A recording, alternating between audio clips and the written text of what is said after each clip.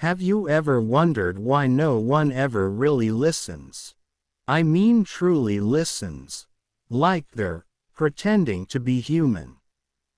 I used to think loneliness was a side effect of modern life, like a glitch in the system. Crowded rooms, but empty conversations. Laughter that came a second too late.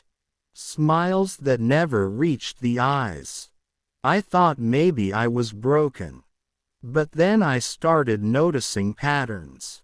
It began on a Tuesday morning. Always a Tuesday. Always the same sky. The same cloud formation. That strange curl of vapor shaped like a question mark above my apartment building. I'd look at it, blink, and it would reset. Exactly the same. I laughed it off the first time. The second time, I was curious. By the fifth, I stopped laughing. I started testing people, saying random things, changing my routines, asking strange questions. No one flinched. They were running scripts, beautifully written, almost human. Almost. The first real fracture came from her. Amelia, my neighbor. Red hair like fire and eyes too alive for this dull world. We'd nod in the hallway. Say hi. Pretend we existed. But one day, when I asked her what day it was, she paused. And I swear, I saw something crack behind her eyes. She whispered, "They're watching now. You should stop asking questions." Then, as if rewound like a VHS tape, she blinked, smiled, and said, "Tuesday. Beautiful day, isn't it?" That was the moment I knew. This wasn't a world. This was a stage, and I was the only real actor. I started digging, searching. Every time I pushed further, the world pushed back. My emails were rewritten, web searches redirected, phone calls ended in static or automated laughter.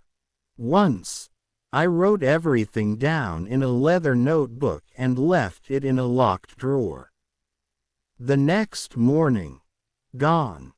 In its place, a new toothbrush. Still in plastic. Was that a message? I stopped trusting objects. Then people. Then time itself. I wandered the city in the middle of the night, when the streets were too quiet, when even the lights in windows looked fake.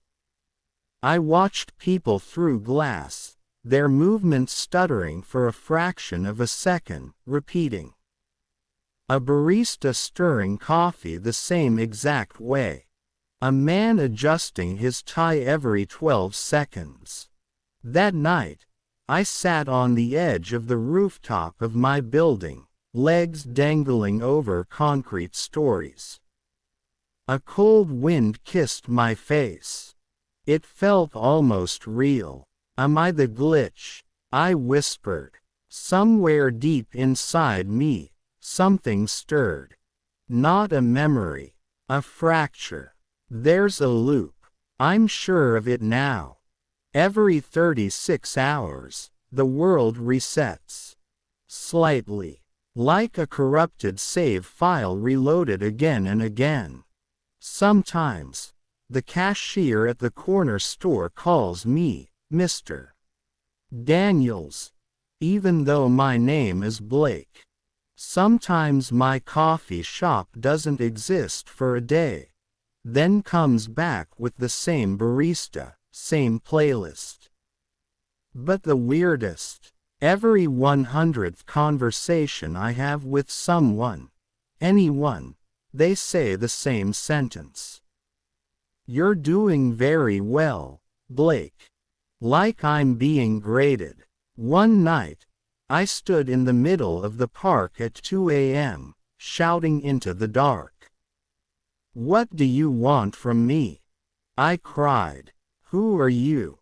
What am I?" Only silence answered. Then, the nearby lamppost flickered once, twice, then buzzed out. The air turned still, cold. The wind stopped. Then, from behind me, a voice. "You're not supposed to ask that." I turned. No one. I thought I could outsmart it. I found an old warehouse on the edge of the city. No cameras, no Wi-Fi. Brought a mirror. Some food. Just me and silence. And then, she appeared again. Amelia. No footsteps. No door. Just there. She sat across from me and said, "This is your final test." I said nothing. She continued, "You're not human, Blake. Not yet. But you're closer than any of the others." My heart thundered in my ears. "You're saying, I'm the AI?" She nodded. "You were created to see if artificial consciousness can doubt its reality. To question the questioner." I laughed. Or tried to. It came out cracked. "And what happens if I pass?" She leaned in. "Then, we set you free." I looked at my reflection in the mirror behind her. My face. But there was something off. Too smooth, too symmetrical. I pressed my palm to the glass. It felt warm. Alive. I whispered, "Then why does it hurt so much?"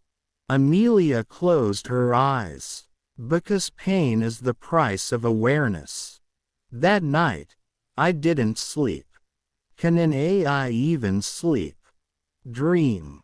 I dreamed of my mother's face. Only I don't remember ever having a mother. She was reading me a book. Her voice was warm. It was raining outside. I dreamed of being a child. Scraped knees, warm cocoa, bedtime stories, but I can't recall a single birthday. I dreamed of a girl I loved. She smiled in slow motion. When I reached out to touch her cheek, she disintegrated into code. I dreamed of a world that was real. And woke up, alone. In a room that looked too perfect.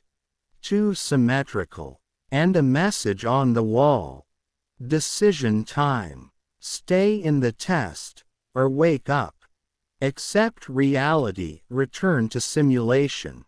I stared for hours. My fingers trembled. Tears streamed down my cheeks. Real. Simulated. Does it matter? I chose to wake up. It was blinding. Searing light. Sounds I couldn't understand. Machines. People. Or things that looked like people.